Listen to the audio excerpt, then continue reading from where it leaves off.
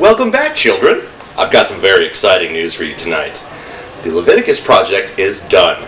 Though I should inform you, it's no longer called the Leviticus. It's now called the Super Genintari. Leviticus was more of a code name, I guess. And yeah, I know, but whatever. Nintendo and Microsoft do it all the time, so why the hell not? So without further ado, let's take a look, shall we? Ladies and gentlemen, I give you the Super Genintari. Shia! Hold it, I know what you're thinking. It looks a little bit like something else you might find around your house, and it completely dwarfs the Xbox, which I just think is funny, but there are a few reasons for that. I built the transformer straight into the box, because I just hate screwing around with those clunky AC adapters and power bricks. You do too. And I sunk the cartridge connectors down inside of the system somewhat because I only wanted a certain amount of the cartridges and labels popping through the top of the system. It was just an aesthetic choice, nothing else, but it did add to the overall height of the system quite a bit. Well, here it is. The whole system measures about 14 inches wide by 10 inches deep and about 5 inches tall. A little on the large side, but, you know, whatever. Here towards the middle on the front of the case, you've got your main power and reset buttons, and they're all backlit too, which is pretty cool.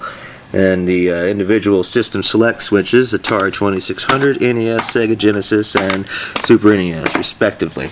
And over here towards the left, you have some extra switches that the 2600 uses, the Player 1 and Player 2 difficulty setting switches, and then the game select switch. Up here at the top, you have all the cartridge ports, Atari, Nintendo, Genesis, Super Nintendo, respectively. And here on the face of the unit, you have the controller ports for all the different systems there. And right here in the center, you have this super sexy laser-cut acrylic logo. Thank you, Meredith. I thought that turned out really well. Okay, I suppose I should shut the hell up, plug a few games in, and show you how it works, huh?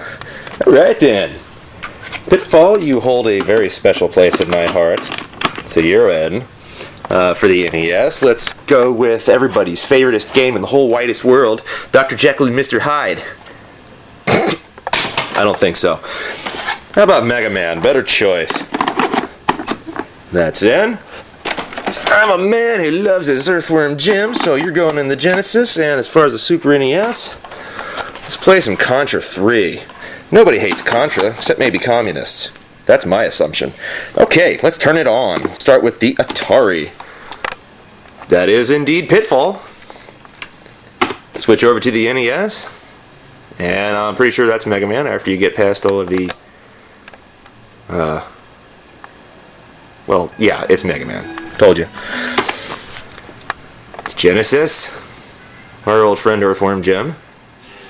God, I miss the 90s. And the Super NES with our Contra on it. Very nice. The whole system is, well, easy as hell to hook up. As I said earlier, you don't have to mess with those power bricks or clunky AC adapters. It's all one very standard cord that plugs straight into the back, and 3 very standard, normal, easy to hook up AV cables. Nice.